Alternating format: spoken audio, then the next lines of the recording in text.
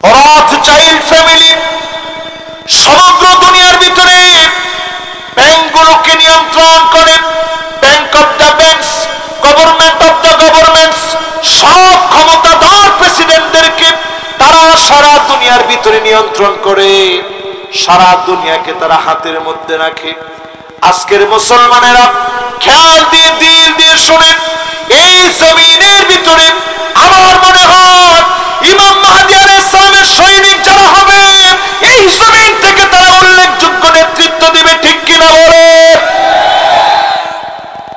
এই জন্য যারা যারা বসছেন আর ঘুমায় থাকেন না, সজাগ হন। ঘুমায় থাকার সুযোগ নেই, সজাগ হন। এই জমিনে দিন কায়েমের জন্য এগিয়ে যান। নবীজি হাদিসের মধ্যে বলছেন, নেককার লোক খুঁজে পাওয়া যাবে না, সব বদকার হয়ে যাবে।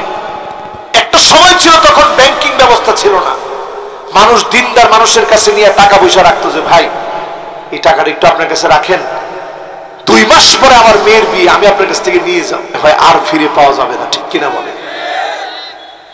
এরপরে আল্লাহর হাবিব বলেন, এমন সময় এই দুনিয়ার ভিতরে আসবে, কবরের সামনে দিয়ে মানুষ যাবে, আফসোস করে বলবে, ইয়া লাইতানি মাকানা, হায় আফসোস, এই কবরে যদি ঘুমায় যেতে পারতাম। 16টা বছর এমন ছিল, অসংখ্য মানুষ, অসংখ্য লোকেরা 16টা বছরে ঘরের ভিতরে ঘুমাতে পারে না, বাড়ির মধ্যে যেতে পারে নাই, দোকানে বসতে পারে নাই, দিনের পর দিন জুলুমের শিকার হয়েছে। বোঝা যায় এই রকম জুলুমের পরে যিনি মুসলমানদেরকে বিজয় দিবেন তিনি কে? 5ই আগস্টে যে বিজয়টা আসছে, রাষ্ট্রবিজ্ঞান ফেল হয়ে গেছে, রাষ্ট্রবিজ্ঞান চিন্তাই করতে পারে নাই এইরকম একটা বিজয় সম্ভব। সমস্ত রাষ্ট্রবিজ্ঞানী ধোয়া হয়ে গেছে, কেমনে সম্ভব?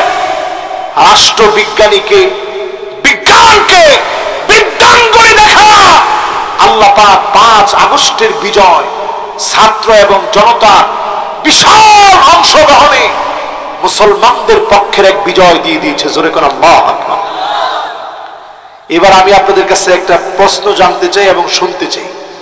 যারা যারা এই মাহফিলে বসছেন, ছাত্র জনতা একটা স্লোগান দিয়েছিল, স্লোগানটা কি?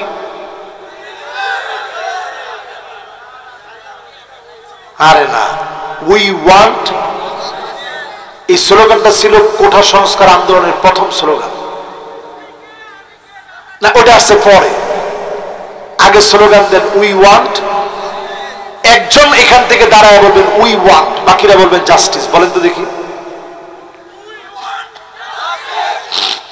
শেষ?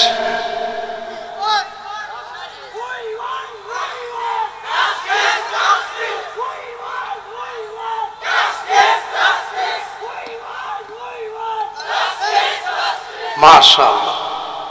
এই যে ছাত্র জনতার স্লোগান আপনাদেরকে আজকে এই মাহফিলে কেন বলাইলাম? মাশাআল্লাহ, দেখছে ছাত্র জনতার স্লোগান দেওয়ার পরে যুবকরা আবার মাহফিলের দিকে, যারা এতক্ষণ দাঁড়ায় ছিল তারা বসতেছে। এই স্লোগানটা কেন দেওয়াইলাম? এই জন্য দেওয়াইছি এই মাহফিলের ভিতরে, এই জন্য দিয়েছি। উই ওয়ান্ট জাস্টিস, মানে আমরা আর ইনজাস্টিস চাই না। এই জমিনে আমরা জাস্টিস প্রতিষ্ঠা করতে চাই। জোরে করে আল্লাহু আকবার। এই কথা শুধু যুবকদের কথা না, ওয়া আকসিতু, আল্লাহ নিজে অর্ডার করলেন সুবিচার প্রতিষ্ঠা করো।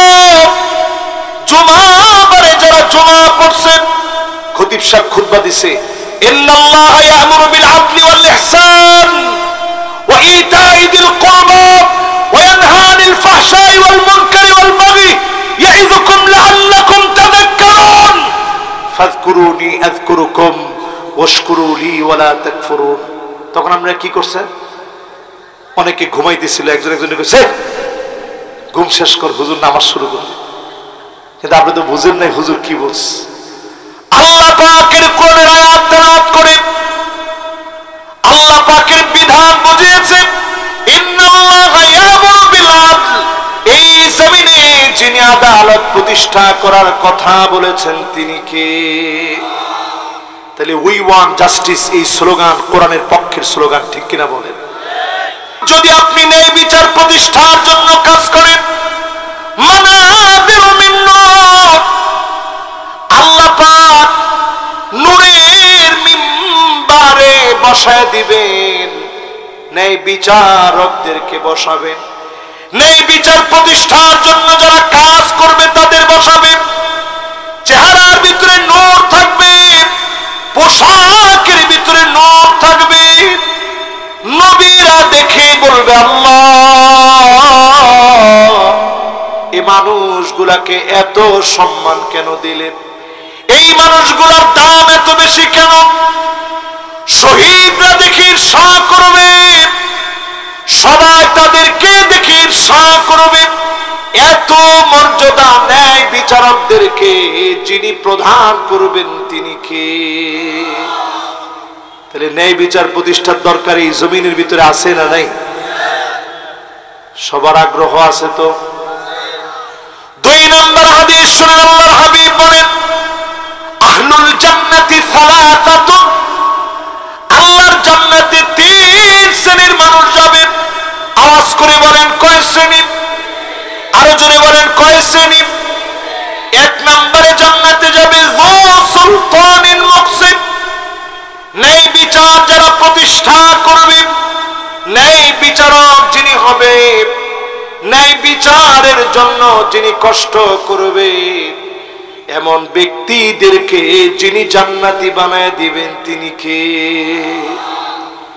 2 নম্বরে আত্মীয়দের খবর যিনি নেবেন। মাশাআল্লাহ, সবার সুন্দর মনোযোগ আছে। আত্মীয়র খবর কি আসলে নেন? একটা স্লিপ আমারে দিছে, এই স্লিপটা নিয়ে 1 মিনিট বলি। বলছে যে হুজুর একটুখানি বোনের হক নিয়ে বইলেন। এখন অনেকে যে সুন্দর হাসি দিছে যে হুজুর আমি পাক্কা নামাজি, মাগার বোনের হক দিব না। ওমা ঠিকও তো কয় না, একটু আওয়াজ করে বলেন ঠিক নেই? আচ্ছা, বোনের হক দিতে বাংলাদেশের কোন সরকার নিষেধ করছে? কোরআনের এই বিধান বাস্তবায়নে কোন নিষেধাজ্ঞা আছে? এরপরেও আপনি এই বিধানটা সমাজে বাস্তবায়ন করতে চান না, সত্যিকারই আসলে আপনি কোরআনের বিধান বাস্তবায়ন হোক এটা মন থেকেই চান না, ঠিক কিনা বলেন? বোনের হক শুধু আপনি দিবেন না, যেই তোষক আপনার বাপ 2টা রেখেছে 3টা রেখেছে, 2টা যদি আপনি নেন, একটা তোষক আপনার বোনকে দিবেন, প্লেট পর্যন্ত ভাগ করে দিবেন। যদি এইভাবে ভাগ করে দিয়ে আপনার বোন খুশি হয়, আপনি খুশি থাকবেন। কিছু না আমি যদি আপনার বোন বলে সব করে দিয়ে দিলাম, আপনি খুশি থাকেন। সব যদি পাই টু পাই হিসাব করে নেয়, এই হক আল্লাহ পাক তাকে দিয়েছেন, সে যদি হকটুকুন বুঝে নেয়, আপনি যদি বাধা দেন, আপনি সালেম, আপনার নামাজ, আপনার ইবাদত, আপনার বন্দেগী আল্লাহর কাছে পরে দেখা হবে, আগে তার হকের ব্যাপারে জিজ্ঞাসা করা হবে, ঠিক কিনা বলে? 2 নম্বর হাদিসের ভিতরে বলছি, বোনের হক, আত্মীয় স্বজনের হক, খবর নেওয়া, ভালোভাবে খবর নেওয়া। এরপরে 3 নম্বরে জান্নাতে যাবে আফিফুন মুতাআফফিফুন যু ইয়ালিন, পরিবারের মুখে খাবার তুলে দিয়েছে, হালাল খাবার উঠায় দিয়েছে, রিকশা চালায়া, ভ্যান চালায়া, ঠেলাওয়ালা হয়ে কষ্ট করে খেতে খামারে কাজ করে আপনি লোকমা উঠায় দিয়েছেন। সন্তানের মুখে হারাম আপনি উঠায় দেন নাই, হালাল খাবার উঠায় দিয়েছে। আমিও খুব ধনী পরিবারের সন্তান না, আমার আব্বা একজন শায়খুল হাদিস, অনেক বড় একজন আলেম। সারা জীবন দেখেছি কষ্ট করে চলেছেন, কিন্তু কোন দিনের জন্য হারাম মুখে দেন নাই। এই হারাম থেকে যদি সন্তানদেরকে আপনি বাঁচান, হালাল যদি সন্তানদেরকে খান, এমন ডেকে ডেকে যিনি জান্নাতি বানায় দিবেন তিনি কে? এটা 2 নাম্বার হাদিস শোনায় ফেলছি। কয়টা হাদিস শোনাবো জানি? জোরে কোন? 3 নম্বরে আল্লাহর হাবিব বলেন, মান ওয়ালিয়াল কদা ফাকাদ যুবিহা বিগাইরি সিকিন। কাউকে যখন নেতা বানায় দেওয়া হয়, কাউকে যখন দায়িত্ব দেওয়া হয়, কেমন যেন ছুরি ছাড়া তাকে জবাই করে দেওয়া হয়। এজন্য যখন আপনাকে দায়িত্বশীল বানানো হবে, আপনি দায়িত্ব পাওয়ার পরে খুশি হওয়ার কিছু নেই। সাহাবায়ে কেরাম দৌড়ায় পাহাড়ের উপরে চলে যেতেন, আসমানের দিকে তাকায় বলতেন, আল্লাহ এত বড় দায়িত্ব দেওয়া হয়েছে, কেমন করে দায়িত্ব পালন করব? আবু বকর রাদিয়াল্লাহু তাআলা আনহু যখন খলিফা ছিলেন, কোথায় যেন তিনি চলে যান। হযরত ওমর একদিন পিছু নিলেন।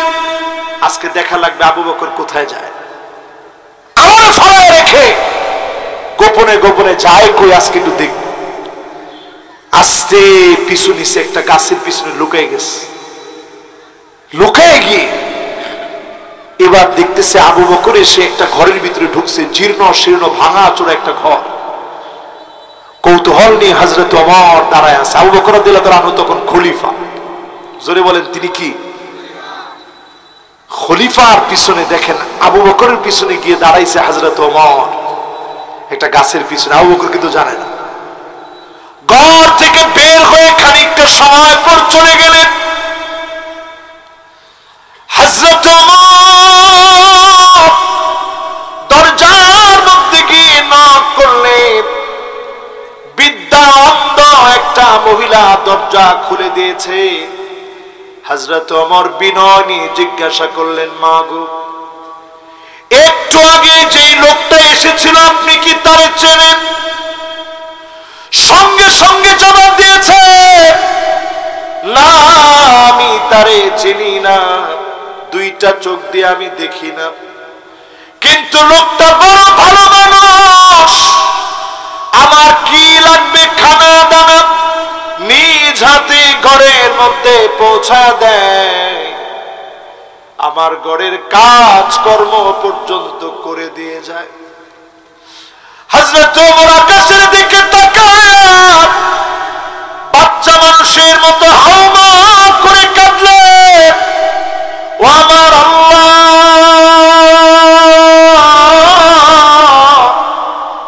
আবু বকর বড় কঠিন করে দিয়ে গেছে।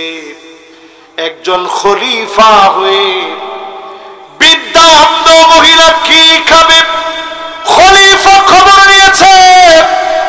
আজ আমার দেশে অনেক ডিজিটাল নেতা দেখেছি, এর ধারে কাছে কোন নেতা এই পর্যন্ত আমরা পাই নাই, ঠিক কিনা বলে? এই জন্য ক্ষমতা চেয়ে নেওয়ার জিনিসটা। 3 নম্বর হাদিস শেষ। এবার কয় নম্বর হাদিস? একটু আওয়াজ করে বলেন, জোর হলো না? মাশাআল্লাহ, অনেকের মনোযোগ আমাকে খুব সুন্দর পিনপন নীরব পরিবেশ নিয়ে রাসূলুল্লাহর হাদিসগুলো শুনছেন, কোরআনের ব্যাখ্যা আপনারা মনোযোগী আছেন। এবার কয় নম্বর হাদিস? ইন্নুতিতাহা আন গায়রি মাসআলাতিন, ক্ষমতা না চাওয়ার পরে এই ক্ষমতা যদি দেওয়া হয়, উইনতা আলাইহা, আল্লাহর হাবিব বলেন চতুর্দিক থেকে যিনি সহযোগিতা করেন তিনি কে? তারা চেয়েছিল আমাদেরকে নিষিদ্ধ করে দিবে, ইসলামী আন্দোলনকে বন্ধ করে দিবে। আজ তাকে দেখেন ইসলামী আন্দোলন বন্ধ হয় না, তারা নিষিদ্ধ হয়ে গিয়েছে। কি প্রমাণ? আপনি যখন ইসলামী আন্দোলনের দিকে আঙ্গুল তুলবেন, আল্লাহ পাক উকিলটা আলাইহা, গিলে গিলে আপনাকে খাবে, সাহায্যের দরজা বন্ধ হয়ে যাবে, ঠিক কিনা বলেন? আফগানিস্তানের দিকে তাকায় দেখেন, কিচ্ছু ছিল না, নিজেদের মুদ্রার কোনো দাম ছিল না। এই পাগড়িওয়ালারা যখন ক্ষমতায় আসছে, কইছে আমাদের দেশে কোনো ডলার টলার এখন থেকে আর চলবে না, সব চলবে আমাদের মুদ্রা। যখন তাদের মুদ্রায় লেনদেন শুরু হয়ে গেছে, এখন ডলারের চাইতে আফগানের মুদ্রার দাম বেড়ে গেছে। জোরে করে আল্লাহু আকবার। এবার আমি কয়েকদিন আগে দক্ষিণ কোরিয়ায় গিয়েছিলাম, এই কিছুদিন আগে মাহফিলের শুরুতে। দক্ষিণ কোরিয়া যাওয়ার পর আমি বিভিন্ন হালাল শপগুলোতে গিয়ে দেখি যেখানে হালাল প্রোডাক্ট পাওয়া যায়, মুসলমানদের প্রোডাক্ট পাওয়া যায়। আমি ওই দোকানগুলোর ভিতরে ঢুকেই দেখি লেখা made in Afghanistan.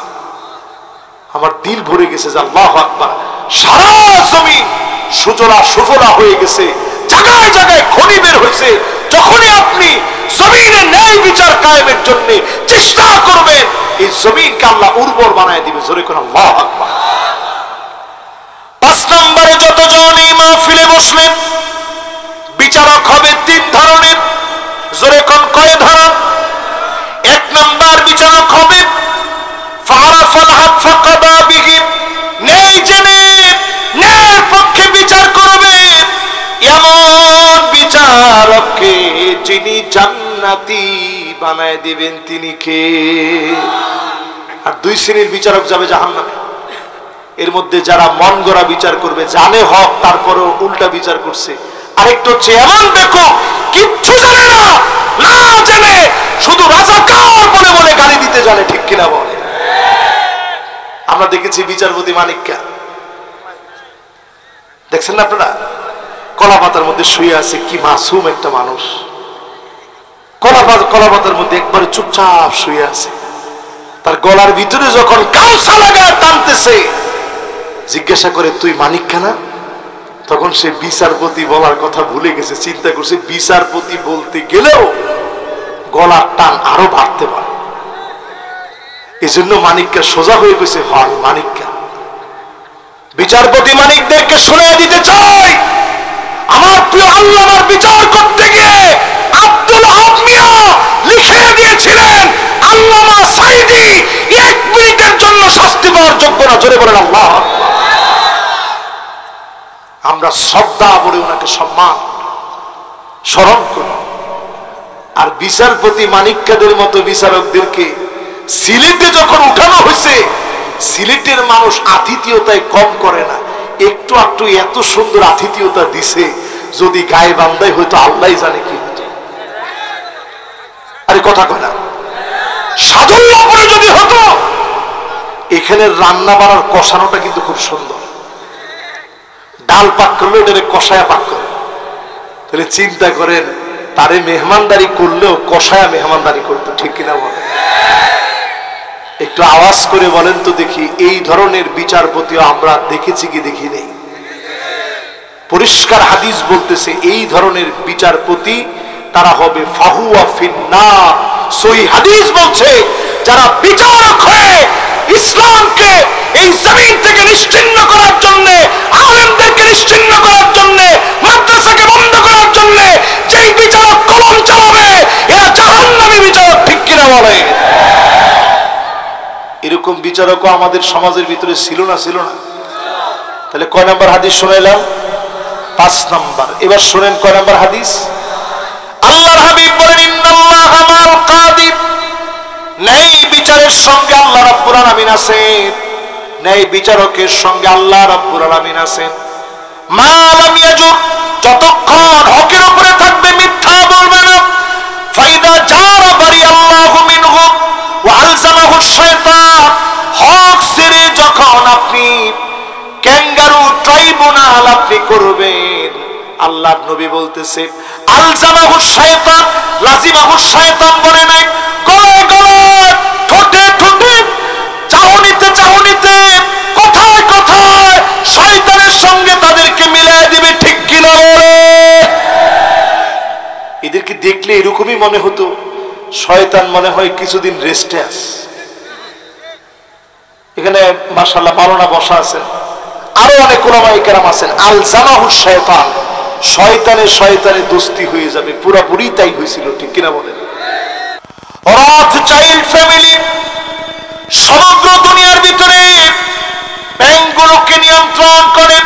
Bank of the banks, government of the governments, সব ক্ষমতাধর প্রেসিডেন্টদেরকে তারা সারা দুনিয়ার ভিতরে নিয়ন্ত্রণ করে, সারা দুনিয়াকে তারা হাতের মধ্যে রাখে। আজকের মুসলমানেরা খেয়াল দিয়ে দিল দিয়ে শুনেন, এই জমিনের ভিতরে আমার মনে হয় ইমাম মাহদী আলাইহিস সালামের সৈনিক যারা হবে, এই জমিন থেকে তারা উল্লেখযোগ্য নেতৃত্ব দিবে, ঠিক কিনা বলে? এই জন্য যারা যারা বসছেন আর ঘুমায় থাকেন না, সজাগ হন।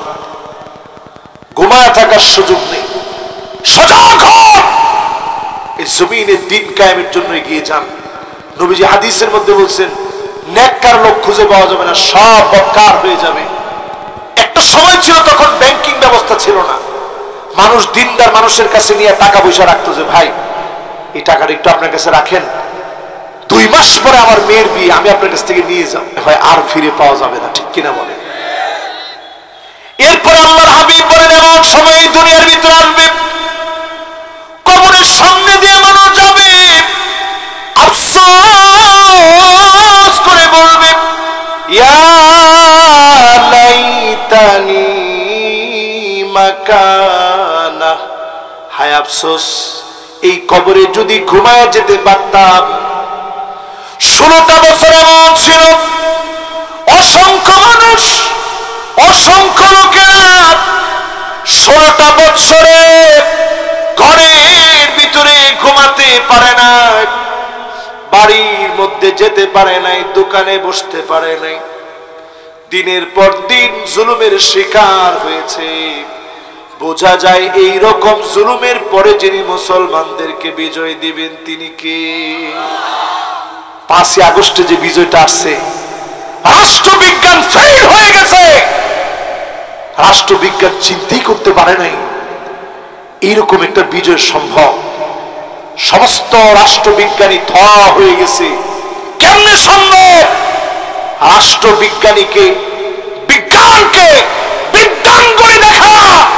আল্লাহ পাক 5 আগস্টের বিজয়, ছাত্র এবং জনতা বিশাল অংশগ্রহণে মুসলমানদের পক্ষের এক বিজয় দিয়ে দিয়েছে। জোরে করে আল্লাহু আকবার। এবার আমি আপনাদের কাছে একটা প্রশ্ন জানতে চাই এবং শুনতে চাই। যারা যারা এই মাহফিলে বসছেন, ছাত্র জনতা একটা স্লোগান দিয়েছিল, স্লোগানটা কি?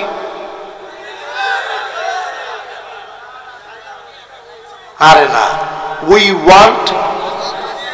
এই স্লোগানটা ছিল কোঠা সংস্কার আন্দোলনের প্রথম স্লোগান। না, ওটা আসছে পরে। আগে স্লোগান দেন উই ওয়ান্ট।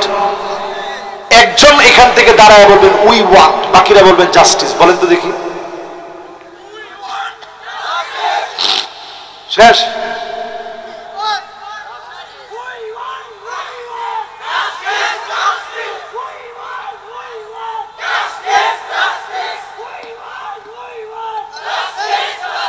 মাশাআল্লাহ।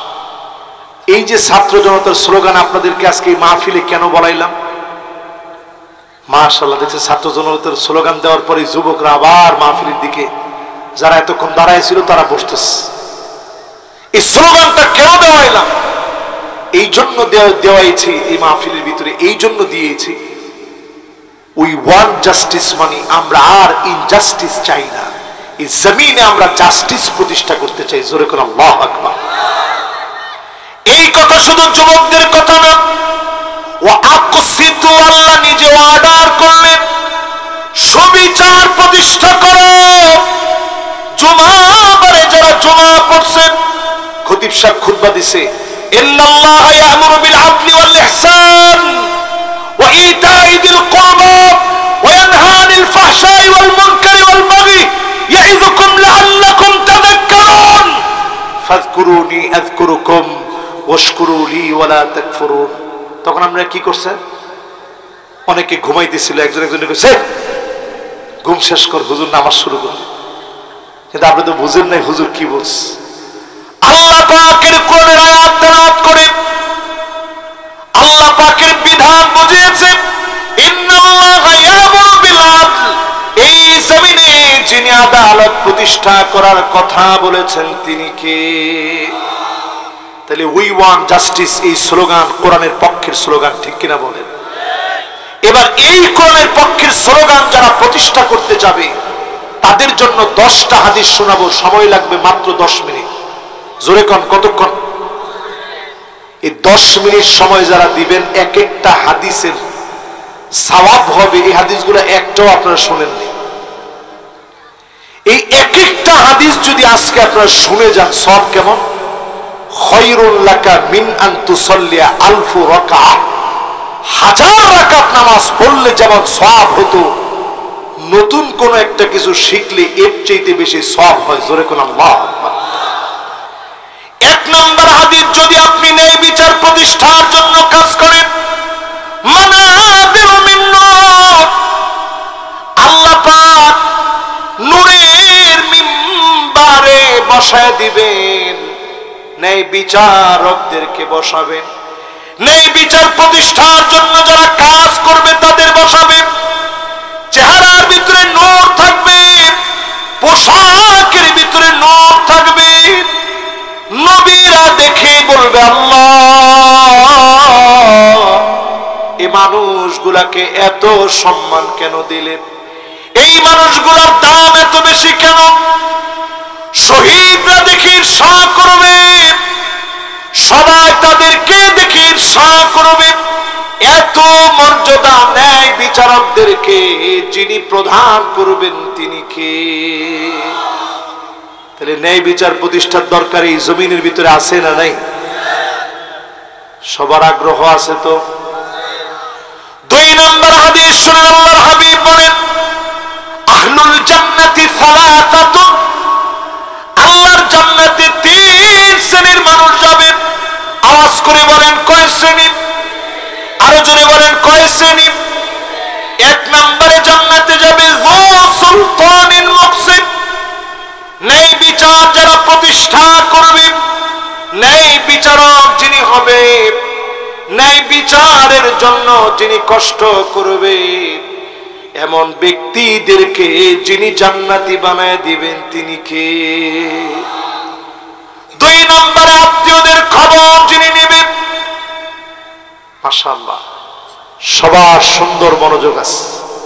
আত্মীয়র খবর কি আসলে নেন? একটা স্লিপ আমারে দিছে, এই স্লিপটা নিয়ে 1 মিনিট বলি। বলছে যে হুজুর একটুখানি বোনের হক নিয়ে বইলেন। এখন অনেকে যে সুন্দর হাসি দিছে, হুজুর আমি পাক্কা নামাজি, মাগার বোনের হক দিব না। ওমা ঠিকও তো কয় না, একটু আওয়াজ করে বলেন ঠিক নেই? আচ্ছা, বোনের হক দিতে বাংলাদেশের কোন সরকার নিষেধ করছে? কোরআনের এই বিধান বাস্তবায়নে কোন নিষেধাজ্ঞা আছে? এরপরেও আপনি এই বিধানটা সমাজে বাস্তবায়ন করতে চান না, সত্যিকারই আসলে আপনি কোরআনের বিধান বাস্তবায়ন হোক এটা মন থেকেই চান না, ঠিক কিনা বলেন? বোনের হক শুধু আপনি দিবেন না, যেই তোষক আপনার বাপ 2টা রেখেছে 3টা রেখেছে, 2টা যদি আপনি নেন, একটা তোষক আপনার বোনকে দিবেন, প্লেট পর্যন্ত ভাগ করে দিবেন। যদি এইভাবে ভাগ করে দিয়ে আপনার বোন খুশি হয়, আপনি খুশি থাকবেন। কিছু না আমি যদি আপনার বোন বলে সব ধরে দিয়ে দিলাম, আপনি খুশি থাকেন। সব যদি পাই টু পাই হিসাব করে নেয়, এই হক আল্লাহ পাক তাকে দিয়েছেন, সে যদি হকটুকুন বুঝে নেয়, আপনি যদি বাধা দেন, আপনি সালাত, আপনার নামাজ, আপনার ইবাদত, আপনার বন্দেগী আল্লাহর কাছে পরে দেখা হবে, আগে তার হকের ব্যাপারে জিজ্ঞাসা করা হবে, ঠিক কিনা বলে? 2 নম্বর হাদিসের ভিতরে বলছি, বোনের হক, আত্মীয় স্বজনের হক, খবর নেওয়া, ভালোভাবে খবর নেওয়া। এরপরে 3 নম্বরে জান্নাতে যাবে আফিফুন মুতাআফফিফুন যু ইয়ালিন, পরিবারের মুখে খাবার তুলে দিয়েছে, হালাল খাবার উঠায় দিয়েছে, রিকশা চালায়া, ভ্যান চালায়া, ঠেলাওয়ালা হয়ে কষ্ট করে খেতে খামারে কাজ করে আপনি লোকমা উঠায় দিয়েছেন, সন্তানের মুখে হারাম আপনি উঠায় দেন নাই, হালাল খাবার উঠায় দিয়েছে। আমিও খুব ধনী পরিবারের সন্তান না, আমার আব্বা একজন শায়খুল হাদিস, অনেক বড় একজন আলেম, সারা জীবন দেখেছি কষ্ট করে চলেছেন, কিন্তু কোনো দিনের জন্য হারাম মুখে দেন নাই। এই হারাম থেকে যদি সন্তানদেরকে আপনি বাঁচান, হালাল যদি সন্তানদেরকে খান, এমন বাপদেরকে ডেকে ডেকে যিনি জান্নাতি বানায় দিবেন তিনি কে? এটা 2 নম্বর হাদিস শোনায় ফেলছে। কয়টা হাদিস শোনাবো জানি? জোরে কোন? 3 নম্বরে আল্লাহর হাবিব বলেন, মান ওয়ালিয়াল কদা ফাকাদ যুবিহা বিগাইরি সিকিন। কাউকে যখন নেতা বানায় দেওয়া হয়, কাউকে যখন দায়িত্ব দেওয়া হয়, কেমন যেন ছুরি ছাড়া তাকে জবাই করে দেওয়া হয়। এজন্য যখন আপনাকে দায়িত্বশীল বানানো হবে, আপনি দায়িত্ব পাওয়ার পরে খুশি হওয়ার কিছু নেই। সাহাবায়ে কেরাম দৌড়ে পাহাড়ের উপরে চলে যেতেন, আসমানের দিকে তাকায় বলতেন, আল্লাহ এত বড় দায়িত্ব দেওয়া হয়েছে, কেমন করে দায়িত্ব পালন করব? আবু বকর রাদিয়াল্লাহু তাআলা আনহু যখন খলিফা ছিলেন, কোথায় যেন তিনি চলে যান। হযরত ওমর একদিন পিছু নিলেন। আজকে দেখা লাগবে আবু বকর কোথায় যায়, আমার ফলায় রেখে গোপনে গোপনে যায় কই, আজকে একটু দেখ। আস্তে পিছু নিছে, একটা গাছের পিছনে লুকিয়ে গেছে। লুকিয়ে গিয়ে এবার দেখতেছে আবু বকর এসে একটা ঘরের ভিতরে ঢুকছে, জীর্ণ শীর্ণ ভাঙা চোরা একটা ঘর। কৌতূহল নিয়ে হযরত ওমর দাঁড়ায় আছে। আবু বকর রাদিয়াল্লাহু তাআলা আনহু তখন খলিফা। জোরে বলেন তিনি কি? খলিফার পিছনে দেখেন আবু বকরের পিছনে গিয়ে দাঁড়াইছে হযরত ওমর একটা গাছের পিছনে। আবু বকর কিন্তু জানে না। ঘর থেকে বের হয়ে খানিকটা সময় পর চলে গেলেন। হযরত ওমর দরজার মধ্যে গিয়ে নক করলেন। বিদ্যা অন্ধ একটা মহিলা দরজা খুলে দিয়েছে। হযরত ওমর বিনয় নিয়ে জিজ্ঞাসা করলেন, মা গো, একটু আগে যেই লোকটা এসেছিল আপনি কি তারে চেনেন? সঙ্গে সঙ্গে জবাব দিয়েছে, না আমি তারে চিনি না, 2টা চোখ দিয়ে আমি দেখি না, কিন্তু লোকটা বড় ভালো মানুষ। আমার কি লাগবে খানা দানা নিজ হাতে ঘরের মধ্যে পৌঁছা দেয়, আমার ঘরের কাজ কর্ম পর্যন্ত করে দিয়ে যায়। হযরত ওমর আকাশের দিকে তাকায় বাচ্চা মানুষের মতো হাউমাউ করে কাঁদলেন, ও আমার আল্লাহ,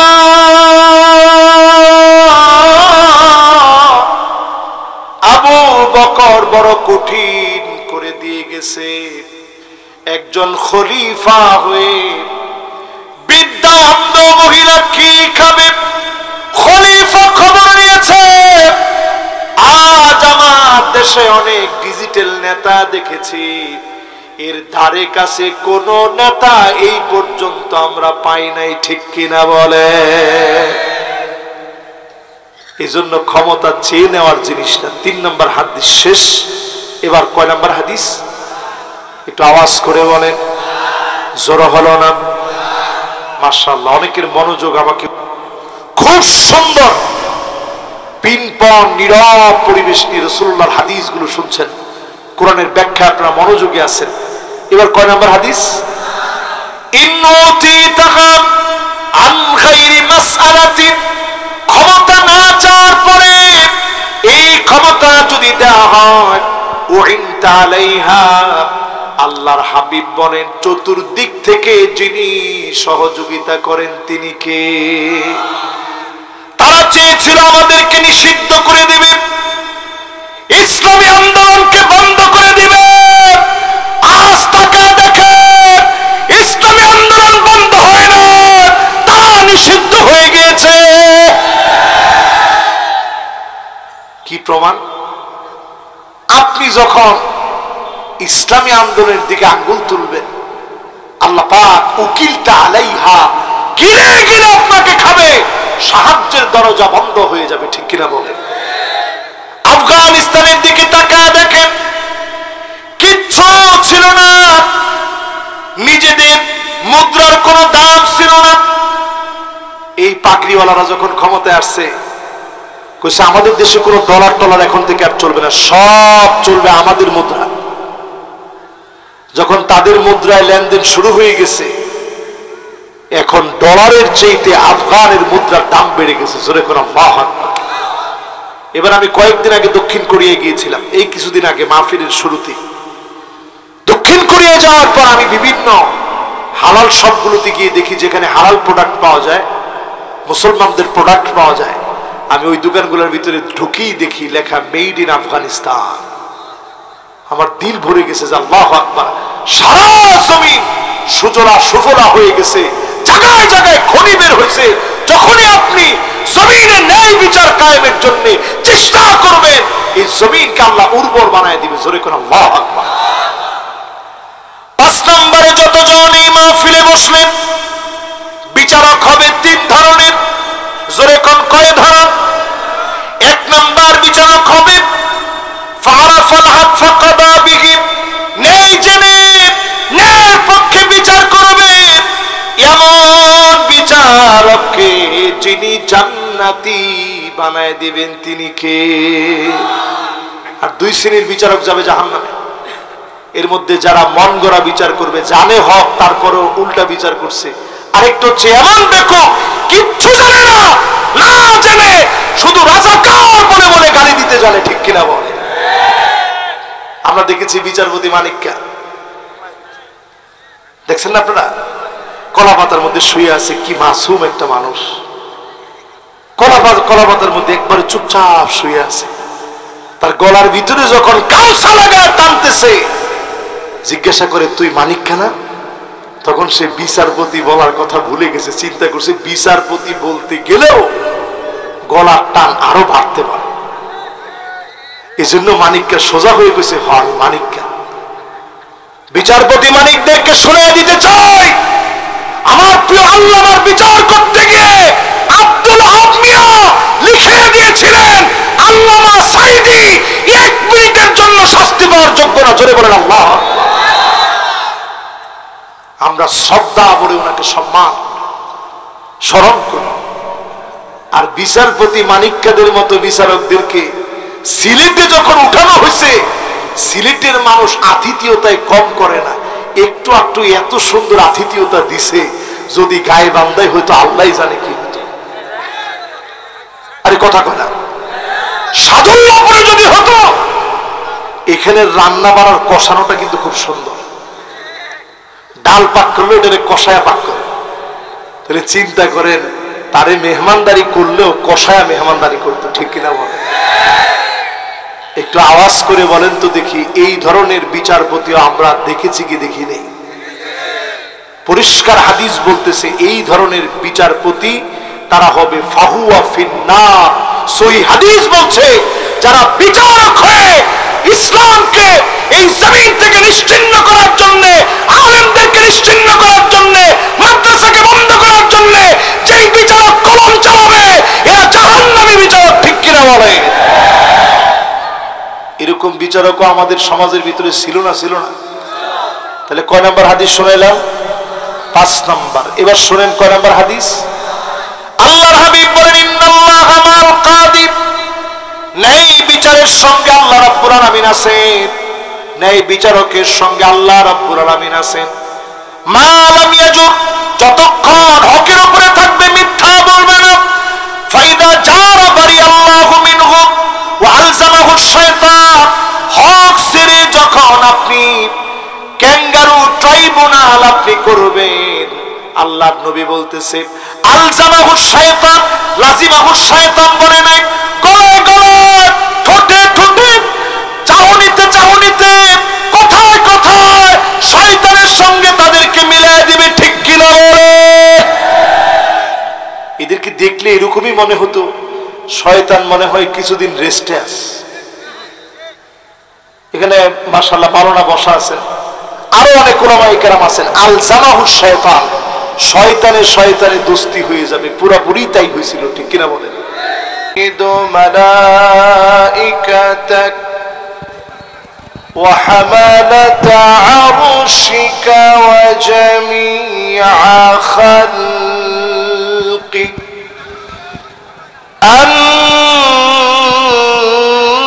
أنك أنت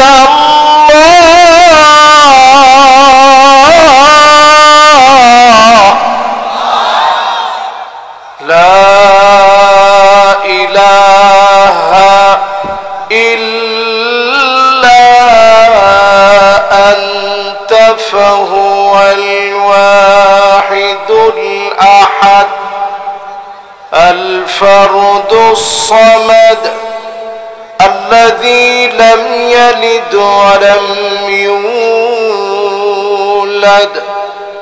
ولم يكن له كفوا أحد ونشهد أن سيدنا وسندنا وحبيب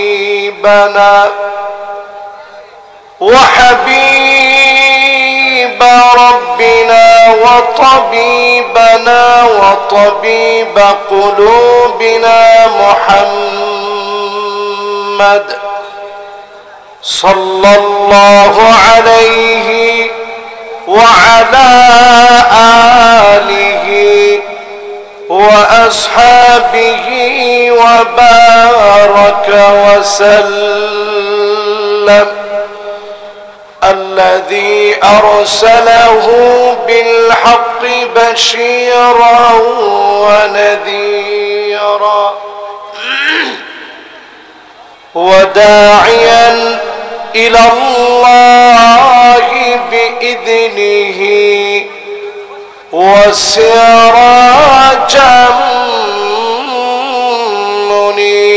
منيرا فقد قال الله تبارك وتعالى في كلامه المجيد وفي فرقانه الحميد সবাই পড়েন আউযু বিল্লাহি মিনাশ শাইতানির রাজীম বিসমিল্লাহির রাহমানির রাহিম وأقسطوا إن الله يحب المقسطين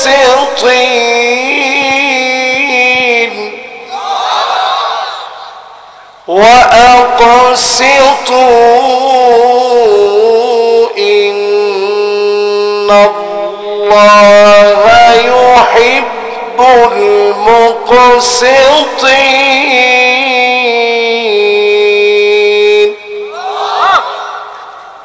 সকলে একটাবার পড়েন সাদাকাল্লাহুল আযীম وقال تعالى في شان حبيبه مخبرا وآمرا إن الله وملائكته يصلون على النبي يا أيها الذين آمنوا صلوا عليه وسلموا تسليما اللهم صل على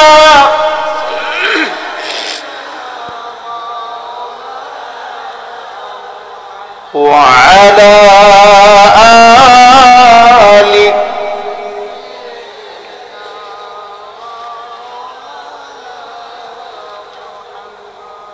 ধন্য গো মা আমেনা, ধন্য আপনার জিন্দেগি, আপনার উদরে জন্ম নিলেন দু জাহানের প্রাণের নবী। আল্লাহুম্মা সাল্লি আলা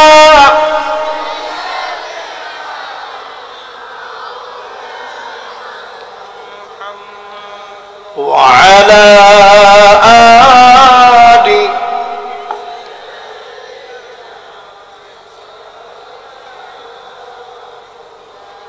নহে সমাপ্ত কর্ম মোদের, অবসর কোথা বিশ্রামের, উজ্জ্বল হয়ে ফোটেনি আজ সুবিমল জ্যোতি তৌহিদের। আল্লাহুম্মা সাল্লি আলা মাওলানা মুহাম্মদ ওয়া আলা আলি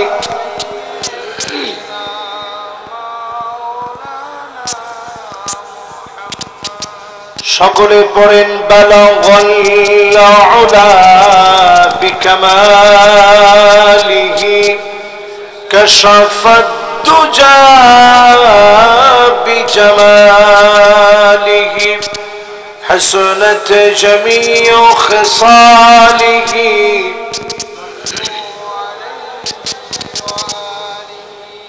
अगर ना होती ये फूल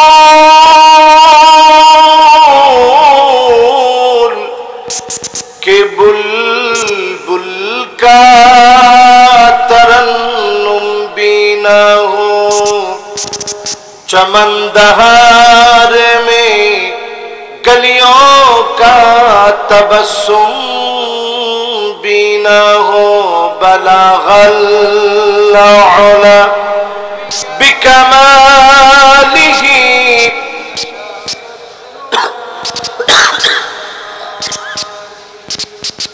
हसनत जमीउ खिसालिही।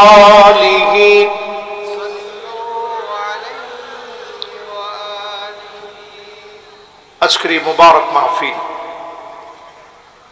কুঞ্জ মহিপুর ক্যাডেট হাফিজিয়া মাদ্রাসা ও শিশু সদনের উদ্যোগে আয়োজিত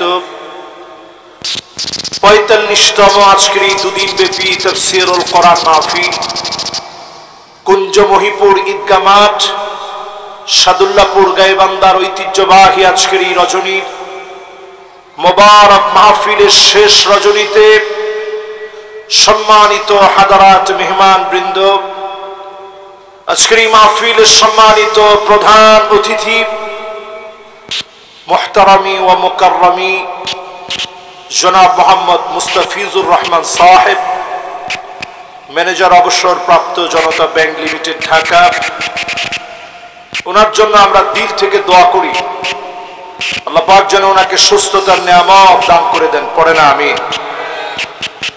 আজকের এই মাহফিলের সম্মানিত সর্বজন শ্রদ্ধেয় জননেতা, এই জনপদের জননেতা, আমার অত্যন্ত সম্মানিত মুহতারাম মুকাররম জনাব মাওলানা মোহাম্মদ নজরুল ইসলাম লেবু সাহেব, অধ্যক্ষ অবসরপ্রাপ্ত মেডিরহাট সিনিয়র ফাজিল মাদ্রাসা, ওনার জন্য আমরা দিল থেকে দোয়া করি আল্লাহ রাব্বুল আলামিন ওনাকে যেন দ্বীনের জন্য এই জনপদের জন্য কবুল আর মঞ্জুর করেন। পড়েন আমিন। এই মাহফিলের সম্মানিত সভাপতি হিসেবে উপস্থিত আছেন আমার মিতা জনাব মোহাম্মদ সাদিকুল ইসলাম সাহেব। উনি বিশিষ্ট ব্যবসায়ী, উনি শুরুতেই আপনাদের কাছে দোয়া চেয়েছেন। ওনার আহলিয়ার জন্য, পরিবারের জন্য আমরা দোয়া করি শাফাহাল্লাহু ইয়াশফিহা, আল্লাহ পাক যেন ওনার পরিবারকে সুস্থতার নিয়ামত যেন দান করে দেন। পড়েন আমিন। যতজন মেহমান আজকের এই মাহফিলকে আলোকিত করেছেন, উপস্থিত হয়েছেন সম্মানিত হাজারাত উলামায়ে কেরাম, ফুদালা, কুরামা, আইম্মা, যতজন এই মাহফিলকে আলোকিত করে রেখেছেন, এসেছেন সম্মানিত মুরব্বিয়ান ইজাম, তারুণ্যের উচ্ছ্বাস, দিক দিগন্তের দিকপাল তরুণ প্রজন্মের আমার তরুণ ভাইরা, পর্দার অন্ত আড়ালে এই মুহূর্তে শ্রবণরত হয়ে শুনছে আমার মা এবং বোনেরা, সকলকে আমি একযোগে জ্ঞাপন করছি সর্বশ্রেষ্ঠ ইসলামের অভিবাদন।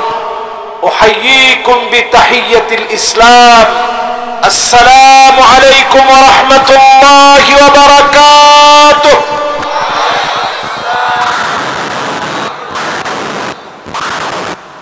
আপনি কি সবাই সালামের উত্তর নিছেন? এত আস্তে? অনেকে বলছেন ওয়ালাইকুম সালাম, হয় নাই। এই জনপদে অন্তত আমাদের সালামটা একেবারে এখন থেকে আমল বানায় নিতে হবে। সবাই একটু আওয়াজ করে সালামের উত্তর নেবেন। আসসালামু আলাইকুম ওয়া রাহমাতুল্লাহি ওয়া বারাকাতুহু। মাশাআল্লাহ, এখন কিন্তু খুব সুন্দর হয়েছে। এই সুন্দর হওয়ার পিছনে সবচেয়ে বড় ভূমিকা রাখছে মাদ্রাসার ছাত্ররা। এজন্য আলেমদেরকে সাথে নিলেই এই জনপদে ইসলামের বিজয় আসবে, ঠিক কিনা বলেন? এই মাহফিলে যতজন বসছি, মালিক আমাদেরকে একটা সুস্থ সুন্দর পরিবেশে জঞ্জাল মুক্ত করে জালেমের জুলুমার নির্যাতনের বিশাল জগদ্দল একটা পাথরকে সরায় দিয়া এই মাহফিলে আল্লাহ রাব্বুল আলামিন সুযোগ করে দিলেন। মুনিবের আলিশান দরবারে অবনত চিত্তে শুকর গুজারি আদায় করি, সবাই মিলে পড়ি কালিমাতুশ শুকর আলহামদুলিল্লাহ। আপনারা কি খুশি না বেজার? যুবকরা খুশি না বেজার? মুরব্বীরা খুশি না বেজার? সবাই খুশি না বেজার? সবাই মিলে পড়েন আলহামদুলিল্লাহ। আল্লাহর হাবিবের সাথ করে আউয়ালু মান ইউদা ইলাল জান্নাল হামিদুন, আল্লাহর জান্নাতের ভিতরে প্রথম কাতারে থাকবে তারা, সুখে দুঃখে কষ্টে আনন্দে বিপদ মুসিবতে প্রশংসা করবে যারা। জোরে কোন আল্লাহু আকবার। তাহলে প্রশংসা লাগবে কার? সুখে কার? দুঃখে কার? কষ্টে কার? জেলখানায় কার? ফাঁসির মঞ্চে কার? আল্লাহর নবী বলেন, বিশ্ব নবী জানায় দিলেন, হাত্তা শাওকাতি ও শাকুহা ইল্লা কাফফারাল্লাহু বিহা মিন খাতায়া। মুমিন বিপদে পড়ে যাবে, মুসিবতে পড়ে যাবে, শরীরের ভিতরে কাটা বিঁধে যাবে, রিমান্ডে নেবে, জেল জুলুম শুরু হয়ে যাবে। সেই বিপদের সময় মালিকের শুকর গুজারি যারা আদায় করবে, জান্নাতের প্রথম কাতারে প্রশংসাকারীদেরকে যিনি দাঁড় করায় দিবেন তিনি কে? সেই প্রথম কাতারে দাঁড়ানোর মতো একটা হিম্মত নিয়ে কি আমরা প্রশংসা আদায় করতে পারবো?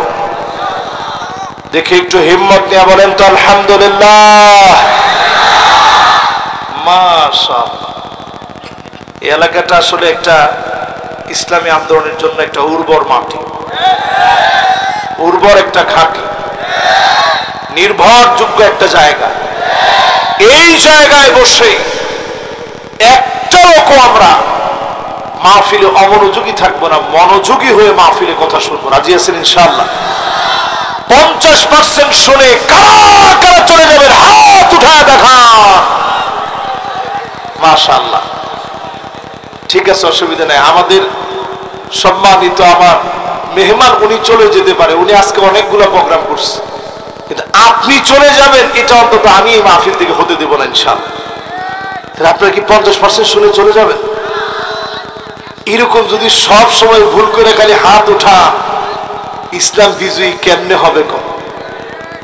এই মাহফিলে যারা বসলেন 60-70 বুঝে না, 80% পর্যন্ত শুনে কারা কারা বাড়ি যাবো হাত উঠে দেখায়। আবারও এরকম ভুল। এবার এই মাহফিলে দেখতে চাই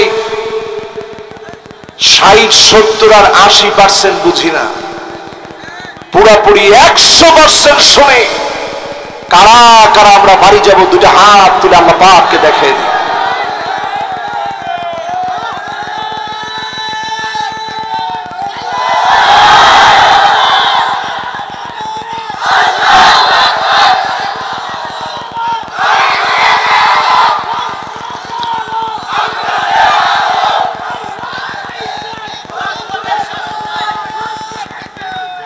মাশাআল্লাহ মাশাআল্লাহ। বিশ্বাস করেন, আমি আপনাদেরকে খুশি করার জন্য বলছি না, সারা বাংলাদেশের সব জায়গায় তো আমরা কম বেশি মাহফিল করি, এরকম ট্রেনিং প্রাপ্ত স্লোগান সব জায়গায় খুঁজে পাওয়া যায় না। তার মানে বোঝা যায় জুলুমের সময়ও এই অঞ্চলের মানুষ জালেমদের কাছে আপোষ করেনি। ঠিক কিনা বলেন? আমি আপনাদেরকে নবীজির হাদিস শুনিয়ে আজকে আপনাদেরকে দিলগুলো একটু ঠান্ডা করে দিতে চাই। যারা যারা বসছি, একটা লোক দিন ছাড়া অন্য পথে আমরা চলবো না। ঠিক কিনা বলেন? যতজন এখানে বসছি সবাই মিলে নবীজির নামে দিলের টানে ভালোবাসা নিয়ে সবাই বলি মুহাম্মাদুর রাসূলুল্লাহ সাল্লাল্লাহু আলাইহি ওয়াসাল্লাম। সবাই পড়ছেন? তাহলে বলেন প্রশংসা করব কার? দোয়া কবুলের জন্য নবীজি দুইটা শর্ত দিয়েছেন, একটা হচ্ছে আগে প্রশংসা, পরে দরুদ শরীফ। এই দুইটা যদি ঠিক থাকে দোয়া কবুল হয়ে যাবে। জোরে কোন আল্লাহু আকবার। আল্লাহ রাব্বুল আলামিন সূরা হুজরাতের 9 নম্বর আয়াতে পরিষ্কার ভাবে ঘোষণা করে দিলেন, ওয়া আকসিতু ইন্নাল্লাহা ইউহিব্বুল মুকসিতিন। সুবিচার করো, নিশ্চয় সুবিচারকারীকে মালিক ভালোবাসেন। সুবিচার যারা করবে তাদেরকে যিনি পছন্দ করবেন তিনি কে? এই জমিনটা আমার মালিকের, এই জমিনে সুবিচার লাগবে। লেনিনের কোন মতবাদ দিয়ে, কার্ল মার্কসের মতবাদ দিয়ে, মাও সেতুংয়ের মতবাদ দিয়ে এই জমিনের কোন ভূখণ্ডে সুবিচার প্রতিষ্ঠা হয় নাই। কোরআন দিয়ে যিনি সুবিচার প্রতিষ্ঠা করে দিয়েছেন তিনি কে? এই মুহূর্তে আমার সামনে অনেকগুলো কোরআন আছে, আপনারা নিজেরা দিয়েছেন। এখন আমি কোরআনটা হাতের মধ্যে নিয়েছি। শুরুতে এখানে পচ্ছদের ভিতরে লেখা ইন্নাহু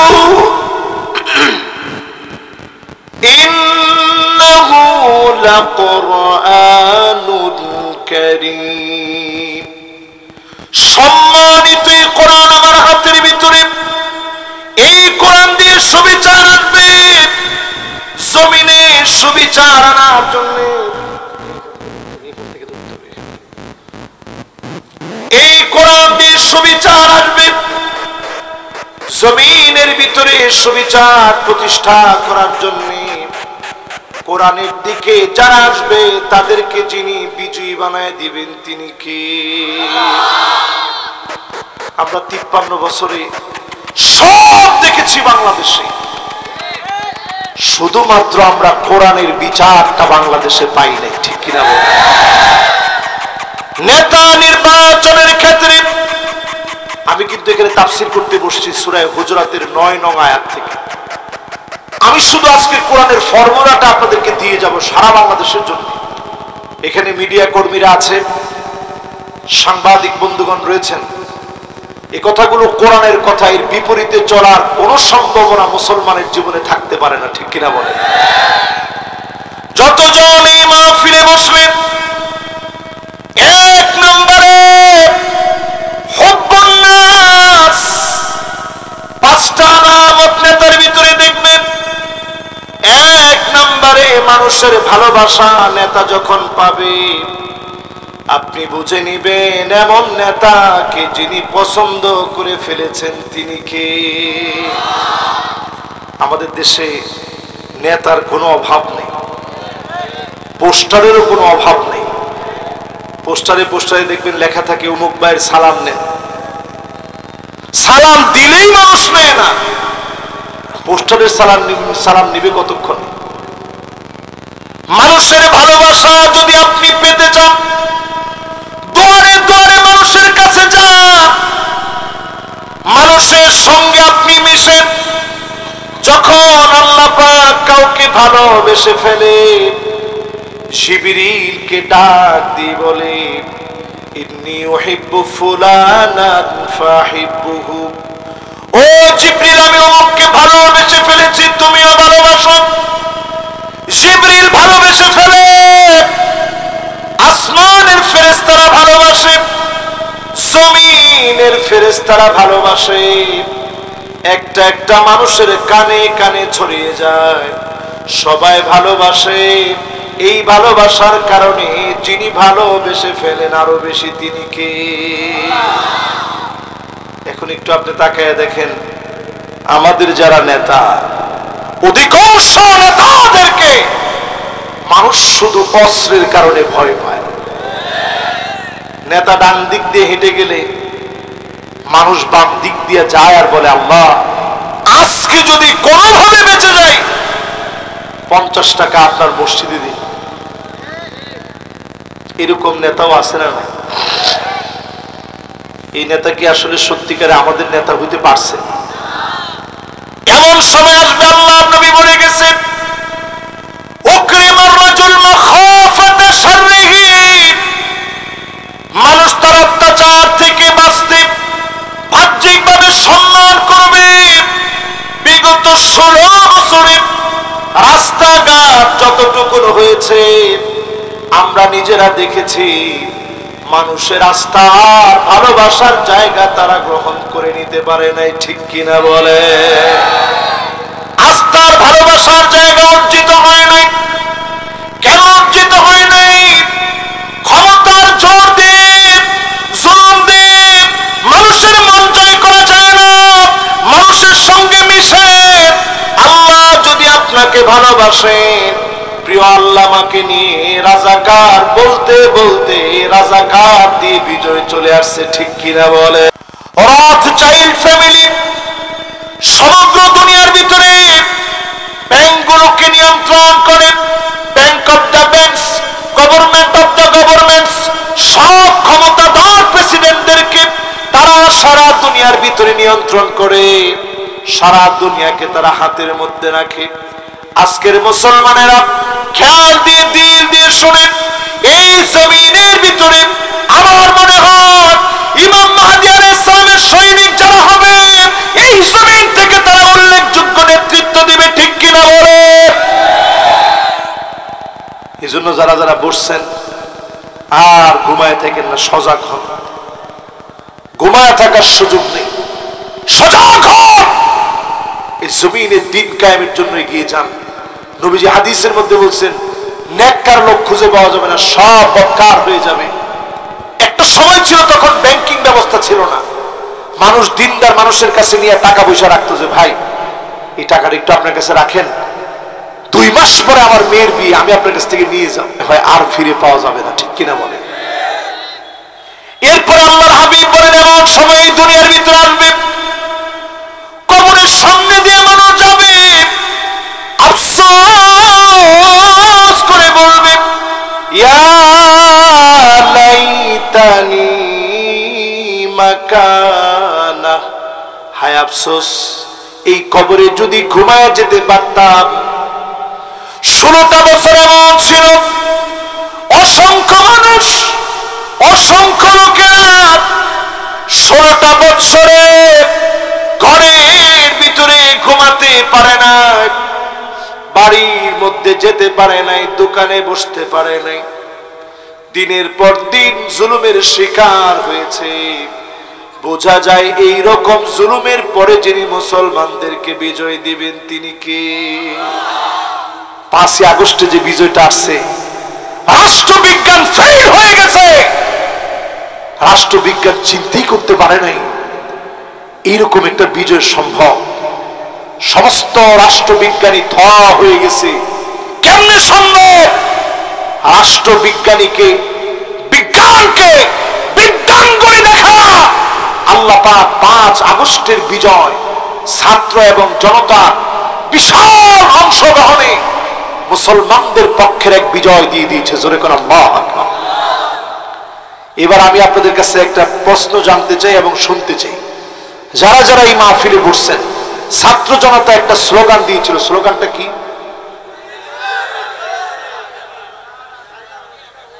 আরে না, উই ওয়ান্ট। এই স্লোগানটা ছিল কোঠা সংস্কার আন্দোলনের প্রথম স্লোগান। না, ওটা আসছে পরে। আগে স্লোগান দেন উই ওয়ান্ট। একজন এখান থেকে দাঁড়ায় বলবেন উই ওয়ান্ট, বাকিরা বলবেন জাস্টিস। বলেন তো দেখি। শেষ?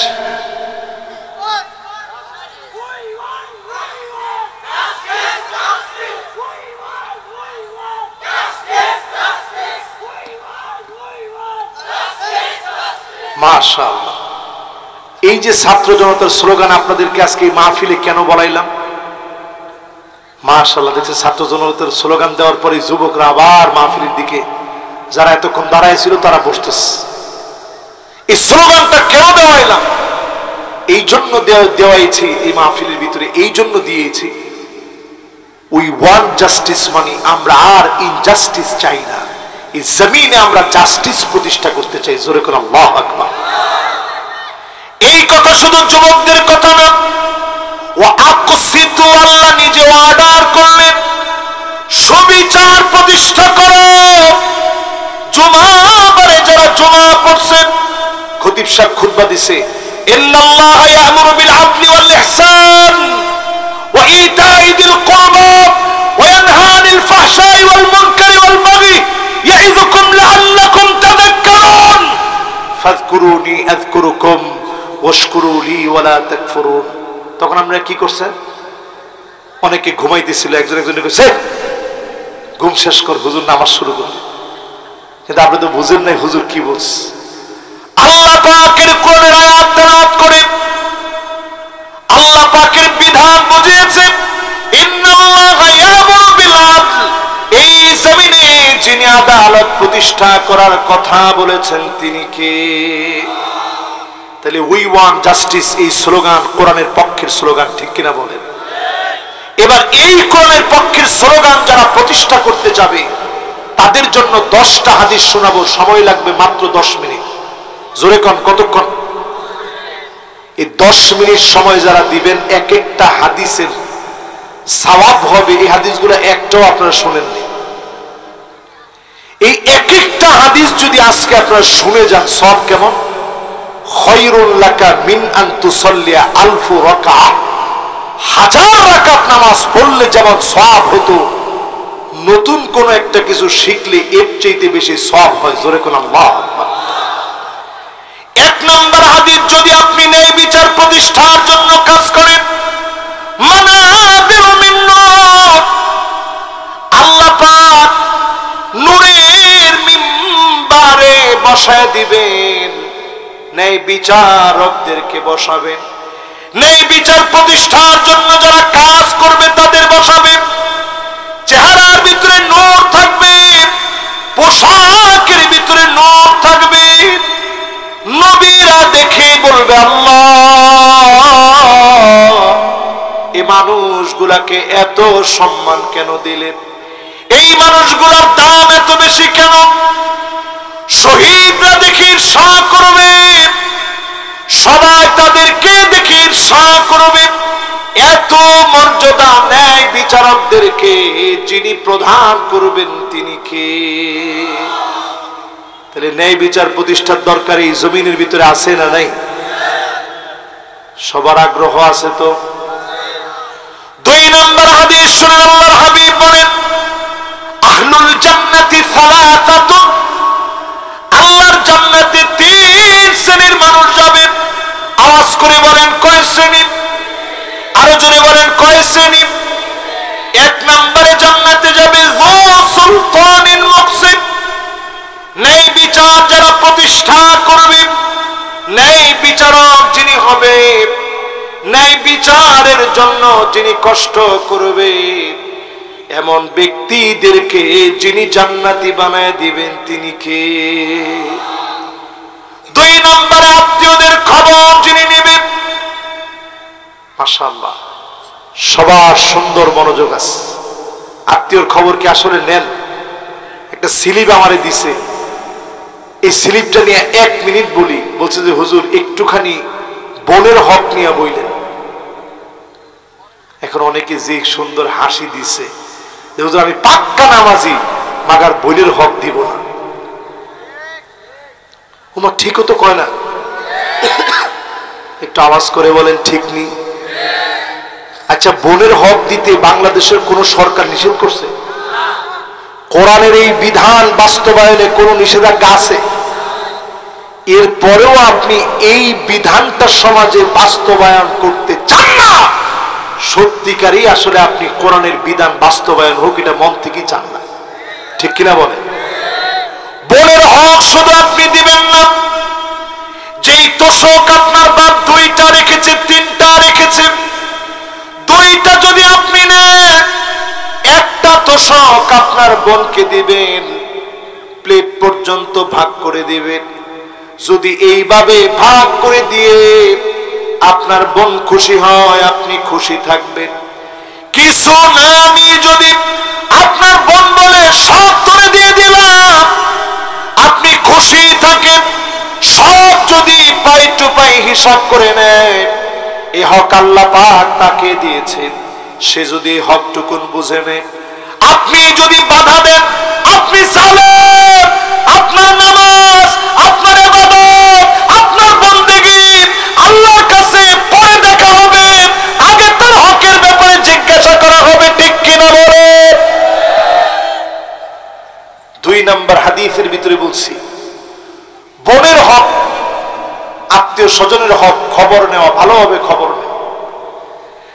এরপরে 3 নম্বরে জান্নাতে যাবে আফিফুন মুতাআফফিফুন যু ইয়ালিন, পরিবারের মুখে খাবার তুলে দিয়েছে, হালাল খাবার উঠায় দিয়েছে, রিকশা চালায়া, ভ্যান চালায়া, ঠেলাওয়ালা হয়ে কষ্ট করে খেতে খামারে কাজ করে আপনি লোকমা উঠায় দিয়েছেন।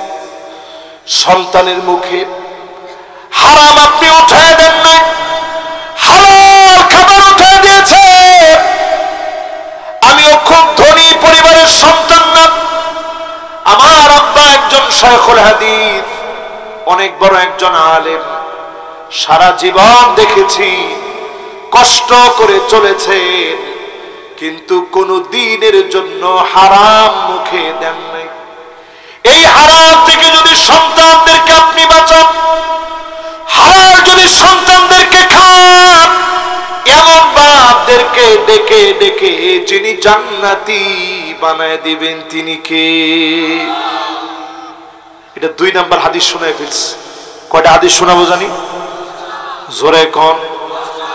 3 নম্বরে আল্লাহর হাবিব বলেন, মান ওয়ালিয়াল কদা ফাকাদ যুবিহা বিগাইরি সিকিন। কাউকে যখন নেতা বানায় দেওয়া হয়, কাউকে যখন দায়িত্ব দেওয়া হয়, কেমন যেন ছুরি ছাড়া তাকে জবাই করে দেওয়া হয়। এজন্য যখন আপনাকে দায়িত্বশীল বানানো হবে, আপনি দায়িত্ব পাওয়ার পরে খুশি হওয়ার কিছু নেই। সাহাবায়ে কেরাম দৌড়ায় পাহাড়ের উপরে চলে যেতেন, আসমানের দিকে তাকায় বলতেন, আল্লাহ এত বড় দায়িত্ব দেওয়া হয়েছে, কেমন করে দায়িত্ব পালন করব? আবু বকর রাদিয়াল্লাহু তাআলা আনহু যখন খলিফা ছিলেন, কোথায় যেন তিনি চলে যান, হযরত ওমর একদিন পিছু নিলেন। আজকে দেখা লাগবে আবু বকর কোথায় যায়, আমার ফলায় রেখে গোপনে গোপনে যায় কই, আজকে একটু দেখ। আস্তে পিছু নিছে, একটা গাছের পিছনে লুকায় গেছে। লুকায় গিয়ে এবার দেখতেছে আবু বকর এসে একটা ঘরের ভিতরে ঢুকছে, জীর্ণ শীর্ণ ভাঙা চোরা একটা ঘর। কৌতূহল নিয়ে হযরত ওমর দাঁড়ায় আছে। আবু বকর রাদিয়াল্লাহু আনহু তখন খলিফা। জোরে বলেন তিনি কি খলিফার পিছনে দেখেন আবু বকরের পিছনে গিয়ে দাঁড়াইছে হযরত ওমর একটা গাছের পিছনে। আবু বকর কিন্তু জানে না। ঘর থেকে বের হয়ে খানিকটা সময় পর চলে গেলেন।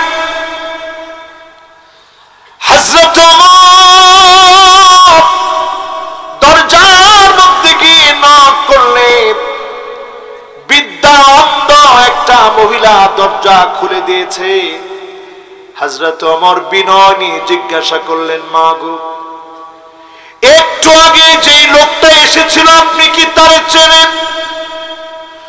সঙ্গে সঙ্গে জবাব দিয়েছে, না আমি তারে চিনি না, দুইটা চোখ দিয়ে আমি দেখি না, কিন্তু লোকটা বড় ভালো মানুষ, আমার কি লাগবে খানা দানা নিজ হাতে ঘরের মধ্যে পৌঁছা দেয়, আমার ঘরের কাজ কর্ম পর্যন্ত করে দিয়ে যায়।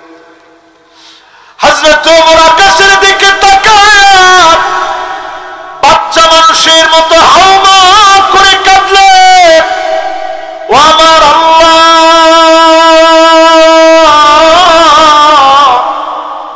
আবু বকর বড় কঠিন করে দিয়ে গেছে।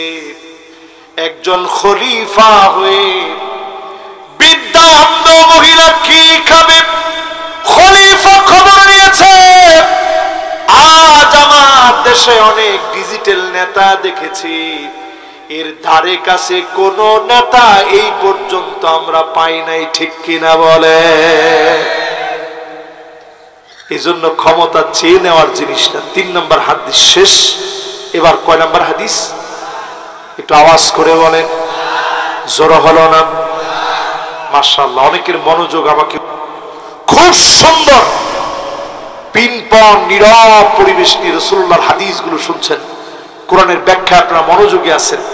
এবার কয় নম্বর হাদিস?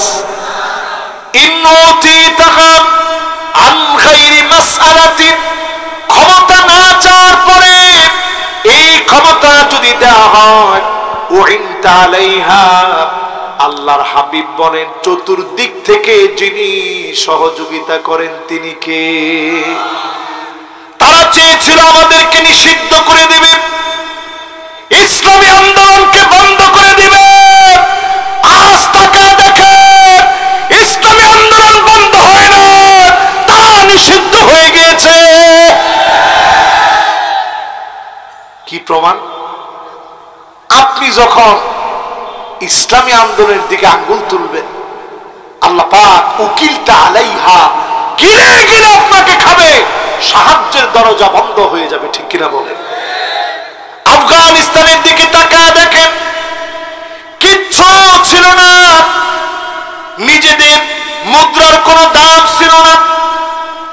এই পাগড়িওয়ালারা যখন ক্ষমতায় আসছে, কইছে আমাদের দেশে কোনো ডলার টলার এখন থেকে আর চলবে না, সব চলবে আমাদের মুদ্রা।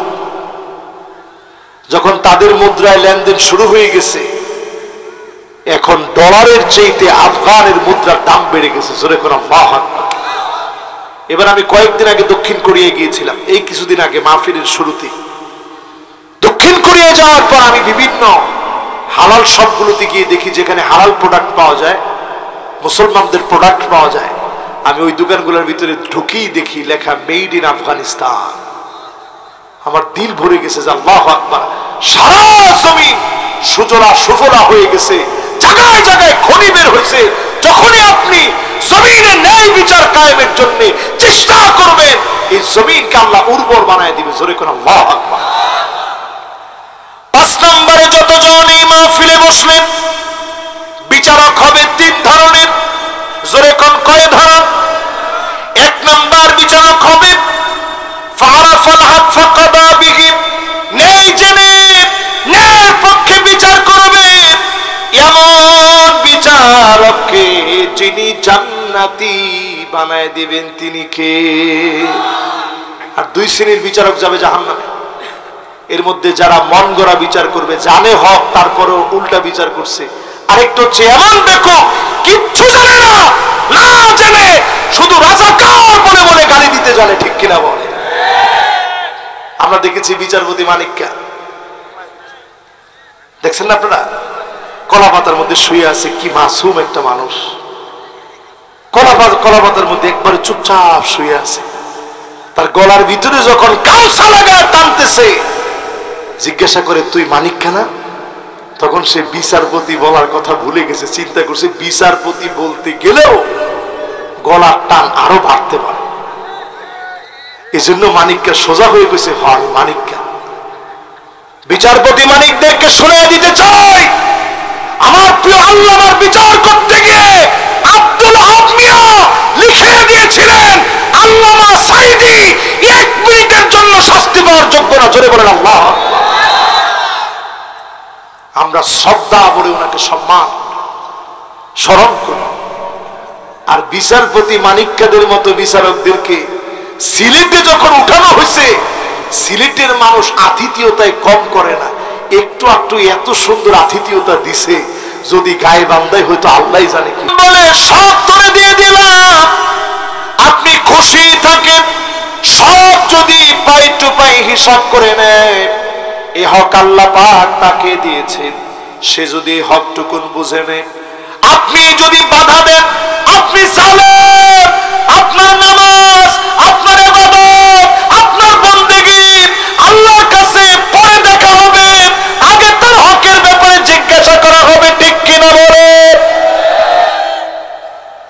2 নম্বর হাদিসের ভিতরে বলছি, বোনের হক, আত্মীয় স্বজনের হক খবর নেওয়া, ভালোভাবে খবর নেওয়া। এরপরে 3 নম্বরে জান্নাতে যাবে আফিফুন মুতাআফফিফুন যু ইয়ালিন, পরিবারের মুখে খাবার তুলে দিয়েছে, হালাল খাবার উঠায় দিয়েছে, রিকশা চালায়া, ভ্যান চালায়া, ঠেলাওয়ালা হয়ে কষ্ট করে খেতে খামারে কাজ করে আপনি লোকমা উঠায় দিয়েছেন, সন্তানের মুখে হারাম আপনি উঠায় দেন না, হালাল খাবার উঠায় দিয়েছে। আমিও খুব ধনী পরিবারের সন্তান না, আমার আব্বা একজন শায়খুল হাদিস, অনেক বড় একজন আলেম, সারা জীবন দেখেছি কষ্ট করে চলেছেন, কিন্তু কোনো দিনের জন্য হারাম মুখে দেন নাই। এই হারাম থেকে যদি সন্তানদেরকে আপনি বাঁচান, হালাল যদি সন্তানদেরকে খান, এমন বাপদেরকে ডেকে ডেকে যিনি জান্নাতি বানায় দিবেন তিনি কে? এটা 2 নম্বর হাদিস শোনায় ফেলছি। কয়টা হাদিস শোনাবো জানি?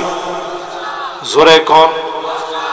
3 নম্বরে আল্লাহর হাবিব বলেন, মান ওয়ালিয়াল কদা ফাকাদ যুবিহা বিগাইরি সিকিন। কাউকে যখন নেতা বানায় দেওয়া হয়, কাউকে যখন দায়িত্ব দেওয়া হয়, কেমন যেন ছুরি ছাড়া তাকে জবাই করে দেওয়া হয়। এজন্য যখন আপনাকে দায়িত্বশীল বানানো হবে, আপনি দায়িত্ব পাওয়ার পরে খুশি হওয়ার কিছু নেই। সাহাবায়ে কেরাম দৌড়ায় পাহাড়ের উপরে চলে যেতেন, আসমানের দিকে তাকায় বলতেন, আল্লাহ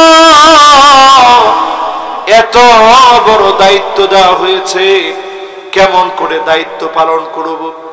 আবু বকর রাদিয়াল্লাহু তাআলা আনহু যখন খলিফা ছিলেন, কোথায় যেন তিনি চলে যান, হযরত ওমর একদিন পিছু নিলেন, আজকে দেখা লাগবে আবু বকর কোথায় যায়, আমার ফলায় রেখে গোপনে গোপনে যায় কই, আজকে একটু দেখ।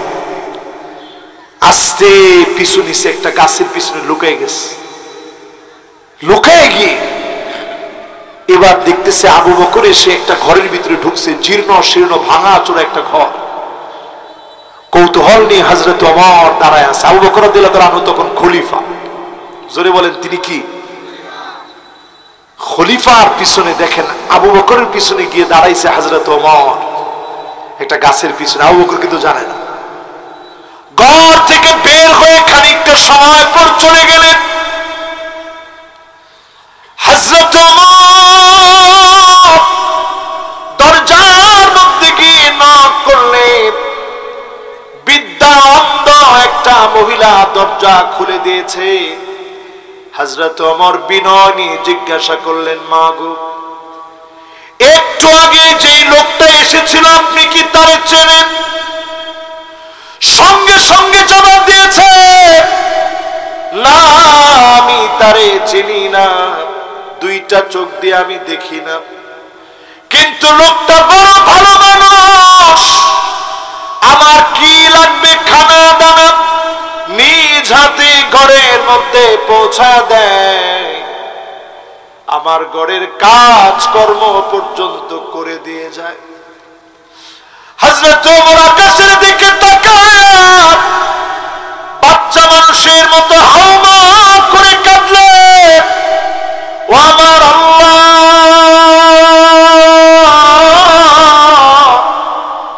আবু বকর বড় কঠিন করে দিয়ে গেছে, একজন খলিফা হয়ে বৃদ্ধা অন্ধ মহিলা কি খাবে?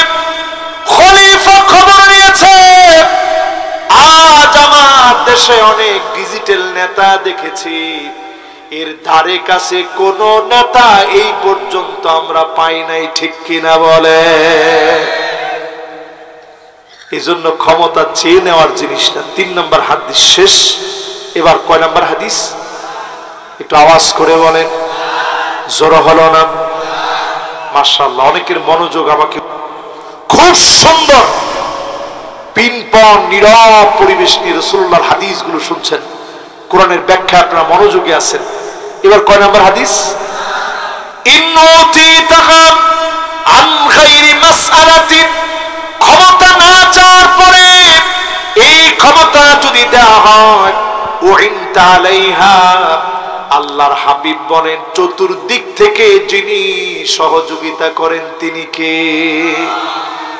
তারা চেয়েছিল আমাদেরকে নিষিদ্ধ করে দিবে, ইসলামী আন্দোলনকে বন্ধ করে দিবে, আজ তাকায় দেখেন ইসলামী আন্দোলন বন্ধ হয় না, তারা নিষিদ্ধ হয়ে গিয়েছে। কি প্রমাণ?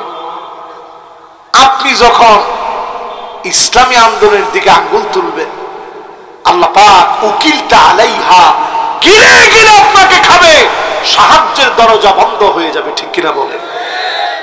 আফগানিস্তানের দিকে তাকায় দেখেন, কিচ্ছু ছিল না, নিজেদের মুদ্রার কোনো দাম ছিল না। এই পাগড়িওয়ালারা যখন ক্ষমতায় আসছে, কইছে আমাদের দেশে কোনো ডলার টলার এখন থেকে আর চলবে না, সব চলবে আমাদের মুদ্রা। যখন তাদের মুদ্রায় লেনদেন শুরু হয়ে গেছে, এখন ডলারের চাইতে আফগানের মুদ্রার দাম বেড়ে গেছে। জোরে করে আল্লাহু আকবার। এবার আমি কয়েকদিন আগে দক্ষিণ কোরিয়ায় গিয়েছিলাম, এই কিছুদিন আগে মাহফিলের শুরুতে। দক্ষিণ কোরিয়া যাওয়ার পর আমি বিভিন্ন হালাল শপগুলোতে গিয়ে দেখি যেখানে হালাল প্রোডাক্ট পাওয়া যায়, মুসলমানদের প্রোডাক্ট পাওয়া যায়, আমি ওই দোকানগুলোর ভিতরে ঢুকেই দেখি লেখা মেড ইন আফগানিস্তান। আমার দিল ভরে গেছে যে আল্লাহু আকবার, সারা জমিন সুজলা সুফলা হয়ে গেছে, জায়গায় জায়গায় খনি বের হয়েছে। যখনই আপনি জমিনে ন্যায় বিচার কায়েমের জন্য চেষ্টা করবেন, এই জমিনকে আল্লাহ উর্বর বানায় দিবে। জোরে করে আল্লাহু আকবার। 5 নম্বরে যতজন এই মাহফিলে বসলেন, বিচারক হবে 3 ধরনের। জোরে কোন কয় ধরন? 1 নম্বর বিচারক হবে ফারাফাল হক ফাকাদা বিহি, ন্যায় জেনে ন্যায়ের পক্ষে বিচার করবে, এমন বিচারককে যিনি জান্নাতি বানায় দিবেন তিনি কে? আর 2 শ্রেণীর বিচারক যাবে জাহান্নামে। এর মধ্যে যারা মন গড়া বিচার করবে, জানে হক তারপরেও উল্টা বিচার করছে। আরেকটা হচ্ছে এমন দেখো কিচ্ছু জানে না, না জানে শুধু রাজাকার বলে বলে গালি দিতে জানে, ঠিক কিনা বলে? আমরা দেখেছি বিচারপতি মানিক্কা, দেখছেন না আপনারা? কলা পাতার মধ্যে শুয়ে আছে, কি মাসুম একটা মানুষ, কলা পাতার মধ্যে একবারে চুপচাপ শুয়ে আছে। তার গলার ভিতরে যখন কাউসা লাগা টানতেছে, জিজ্ঞাসা করে তুই মানিক্কা না? তখন সে বিচারপতি বলার কথা ভুলে গেছে, চিন্তা করছে বিচারপতি বলতে গেলেও গলার টান আরো বাড়তে পারে। এই জন্য মানিক্কা সোজা হয়ে গেছে, হয় মানিক্কা। বিচারপতি মানিকদেরকে শুনে দিতে চাই, আমার প্রিয় আল্লাহর বিচার করতে গিয়ে আব্দুল হক মিয়া ছিলেন আল্লামা সাঈদী 1 মিনিটের জন্য শাস্তি পাওয়ার যোগ্য না। জোরে বলেন আল্লাহ। আমরা শ্রদ্ধা বলে ওনাকে সম্মান স্মরণ করি। আর বিচারপতি মানিক্কাদের মতো বিচারকদেরকে সিলেটে যখন উঠানো হয়েছে, সিলেটের মানুষ আতিথেয়তায় কম করে না, একটু একটু এত সুন্দর আতিথেয়তা দিছে, যদি গায়ে বান্দাই হয়তো আল্লাহ জানে কি হতো। আরে কথা কয় না, সাধুল্লাপুরে যদি হতো। এখানে রান্না বাড়ার কষানোটা কিন্তু খুব সুন্দর, ডাল পাক করলে ওটারে কষায়া পাক করে। তাহলে চিন্তা করেন, তারে মেহমানদারি করলেও কষায়া মেহমানদারি করতো, ঠিক কিনা বলেন? একটু আওয়াজ করে বলেন তো দেখি, এই ধরনের বিচারপতিও আমরা দেখেছি কি দেখি নেই? পরিষ্কার হাদিস বলতেছে এই ধরনের বিচারপতি তারা হবে ফাহুয়া ফিন্নার। সহিহ হাদিস বলছে যারা বিচারক হয়ে ইসলামকে এই জমিন থেকে নিশ্চিহ্ন করার জন্য, আলেমদেরকে নিশ্চিহ্ন করার জন্য, মাদ্রাসাকে বন্ধ করার জন্য যেই বিচারক কলম চালাবে এরা জাহান্নামী বিচারক, ঠিক কিনা বলে? এরকম বিচারকও আমাদের সমাজের ভিতরে ছিল না? ছিল না? তাহলে কয় নম্বর হাদিস শুনাইলাম? 5 নম্বর। এবার শুনেন কয় নম্বর হাদিস। আল্লাহর হাবিব বলেন ইন্নাল্লাহা মা'আল কাদি, ন্যায় বিচারের সঙ্গে আল্লাহ রাব্বুল আলামিন আছেন, ন্যায় বিচারকের সঙ্গে আল্লাহ রাব্বুল আলামিন আছেন। মা লাম ইয়াজুর, যতক্ষণ হকের উপরে থাকবে, মিথ্যা বলবে না। ফাইদা জারা বারিয়াল্লাহু মিনহু ওয়া আলজামাহু শাইতান, হক ছেড়ে যখন আপনি ক্যাঙ্গারু ট্রাইব্যুনাল আপনি করবেন, আল্লাহর নবী বলতেছে আলজামাহু শাইতান, লাজিমাহু শাইতান বলে নাই, গলায় গলায়, ঠোঁটে ঠোঁটে, চাহনিতে চাহনিতে, কথায় কথায় শয়তানের সঙ্গে তাদেরকে মিলাই দিবে, ঠিক কিনা বলে? এদেরকে দেখলে এরকমই মনে হতো শয়তান মনে হয় কিছুদিন রেস্টে আছে। এখানে মাশাআল্লাহ মাওলানা বসা আছেন, আরো অনেক উলামায়ে কেরাম আছেন। আলজামাহু শাইতান, শয়তানের শয়তানে দোস্তি হয়ে যাবে, পুরাপুরি তাই হয়েছিল, ঠিক কিনা বলেন?